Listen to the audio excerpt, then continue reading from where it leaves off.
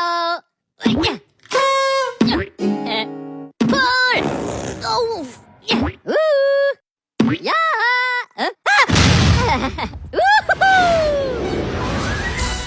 Assalamualaikum warahmatullahi wabarakatuh.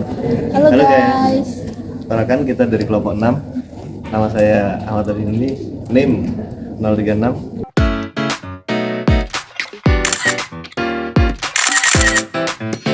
Perkenalkan, nama saya Dev Faratun, NIM 0047.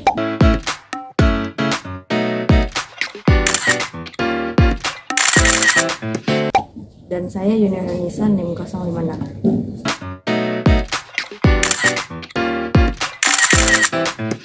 Jadi kami akan mempresentasikan video yang berjudul judulnya apa? Judul gagasan Islamisasi ilmu modern. Ya, selamat menonton. Selamat menonton.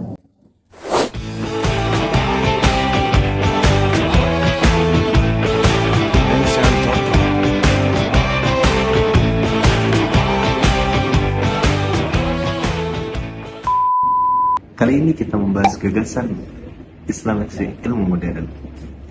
Ada beberapa intelektual muslim seperti Syed Hasan Nasr, Muhammad Tabil Al-Atas, dan Israel Haji Al-Faruqi yang memberikan respon terhadapnya dengan melakukan kritik terhadap Islamisasi ilmu modern.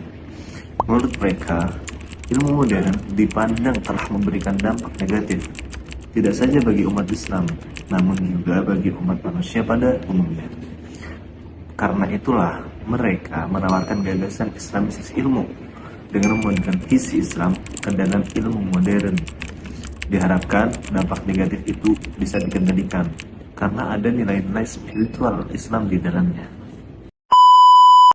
A few moments later.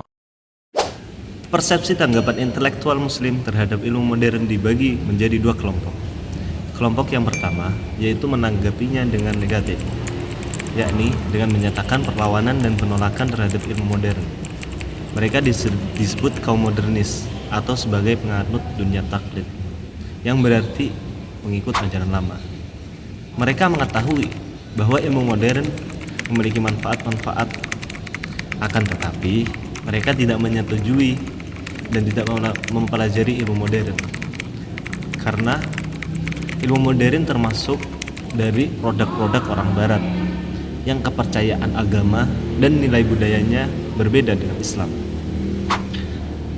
Dan kelompok yang kedua adalah kelompok intelektual yang menanggapi pengetahuan modern secara positif. Jamaluddin Al-Afghani mengkritik para sarjana agama yang berpendapat bahwa ia tidak ada kesesuaian antara Islam dan ilmu modern, yang harusnya kaum muslimin tidak menolaknya dalam hal ini. Upaya yang dilakukan oleh Al-Afghani adalah mengemukakan pendapat-pendapat yang positif dan manfaat besar dari ilmu modern di kalangan kaum muslimin. Adanya konflik antara Islam dan ilmu modern tidak mengurangi semangat kaum muslimin untuk mempelajari ilmu modern. Para intelektual muslim menanggapinya dengan menampilkan dirinya sebagai bagian dari sebuah program yang telah komprehensif untuk menangani keislaman di cabang ilmu modern. Dan juga diperkuat dengan pendapat Al-Faruqi bahwa Islamisasi bukanlah berarti subordinasi hasanah pengetahuan di bawah prinsip dogmatis atau pembebasan dari belenggu semacam itu. Islam memandang semua jenis pengetahuan sebagai hal yang universal, manfaat, dan rasional. Akibatnya, disiplin yang terislamisasi yang kita harapkan dapat dicapai pada masa mendatang akan membuka halaman baru dalam sejarah semangat kemanusiaan dan membawa lebih dekat ke arah kebenaran. Kemudian, Al-Faruqi menetapkan 5 sasaran dari rencana kerja dengan 12 langkah, seperti yang di kanan sini.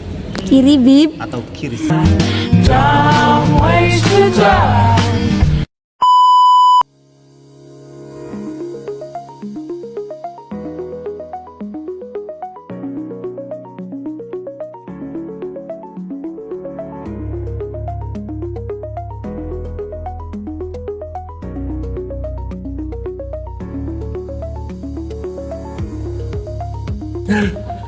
Dari gagasan tersebut disambut dengan antusias yang tinggi di kalangan intelektual muslim.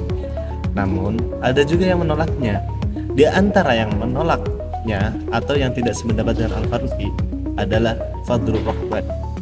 Menurut mereka yang tidak sependapat dengan Al-Faruqi berkeyakinan bahwa dalam ilmu pengetahuan itu tidak ada yang salah. Yang salah adalah penggunaannya. Maka dari itu tidak perlu dilakukan islamisasi ilmu. Yang diperlukan adalah menciptakan pemikir yang mempunyai kapasitas berpikir konstruktif dan positif.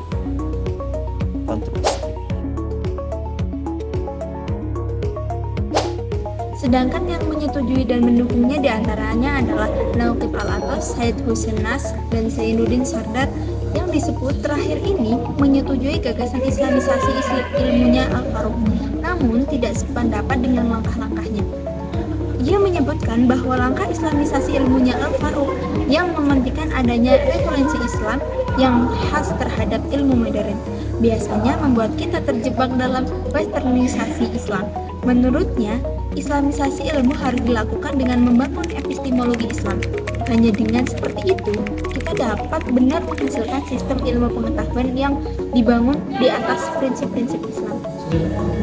Setelah berkembang kurang lebih 2 dasawarsa, sekarang ini kursus islamisasi psikologi telah merebak ke seluruh penjuru dunia Islam, termasuk juga di kalangan intelektual muslim Indonesia. Sebagaimana yang telah terjadi dalam kursus islamisasi ilmu pada umumnya, islamisasi psikologi tidak lain merupakan upaya untuk menciptakan psikologi yang berwawasan Islam sebagai alternatif bagi psikologi barat, yang oleh sementara itu dipandang oleh para ahli mengandung cacat filosofis maupun praktis.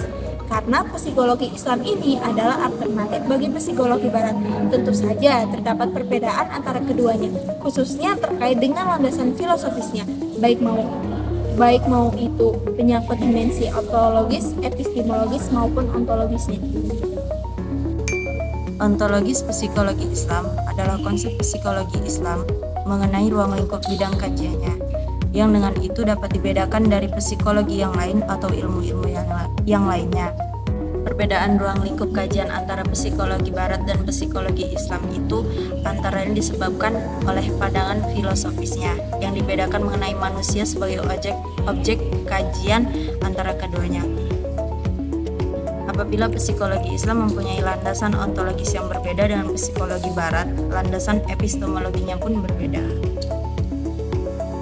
Nah, dari video yang sudah kalian tonton, dapat disimpulkan bahwa gagasan islamisasi modern adalah menambahkan corak baru terhadap perkembangan dan kemajuan Islam di masa sekarang dan nanti.